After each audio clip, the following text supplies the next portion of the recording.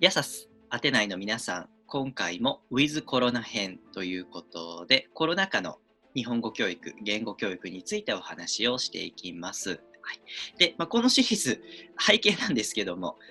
フランス映画でラ・ジュテという、人類が地底に隠れてっていう、ディストピア的な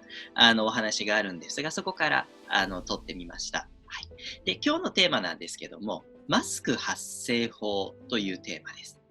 で、最近対面授業がだんだん再開されてきたんで、本来の学校の姿が戻ってきたんですけれども、ただ、3密対策とか接触機会を減らすっていうことで、マスクをしたりとか、いろんな制限が加わっているというところでのお話です。はい、で、まずなんですが、ビニールカーテンってありますよね。はい、教託と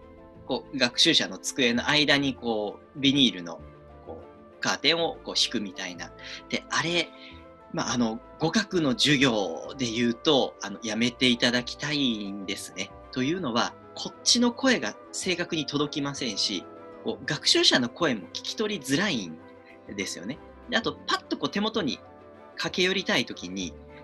邪魔していけないんですよね。なので、めくったり避けたりしないといけないので。なので、もし、あれも確かに工事をして、ね、パッと目に見えるものですから、私たち対策してますよっていうアピールにはなるんですが、単なるその責任逃れであれば、やめていただきたいというのが本音です。はい、で、次に、フェイスシールドですね。はい。で、あれが効果的で、特に口元とか表情を見せることができますし、学習者のものも見ることができる。なので、非常に効果的なんですが、ただ今、いろいろ飛沫の飛び具合とかの研究結果が出てまして、フェイスシールドって実はあんまり防ぐ効果がないんじゃないかという感染予防効果がないんじゃないかって説もありますので、ちょっとその辺の、検証を待ってから定着させたいところではあります。なので、結局、やっぱりマスクをつけることになると思うんですね。はい。で、これ私の使用感なので人それぞれ違うと思うんですが、私はそのぴったりとしたマスクで喋るのってちょっと喋りづらくて、ちょっと口の内側に薄い空間がある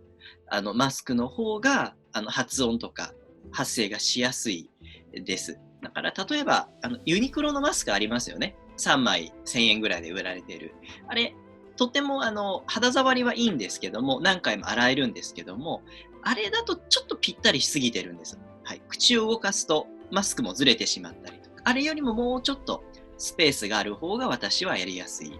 んですね。で、やっぱりどうしてもマスクをしますと、呼吸が浅くなります。で、私もともとそういう癖があるので、深く吸って、で、またゆっくり吐くみたいな、そういう腹式呼吸みたいなイメージで、喋ると、あの、音が届きやすいということですね。で、あとは、どうしても1枚布がある分、紙がある分、音が遮られますので、ちょっと大きめの声を出すことになると思います。ただ、大きすぎると、その隣の教室、向かいの教室の邪魔になってしまいますので、程よくその声量調節しないといけません。なので、そうですね、奥行き30メートルぐらいの教室であれば、プラス3メートルから5メートルぐらいのところに声を届けるイメージで出されるとちょうどいいかなと思います。で、あとはもう、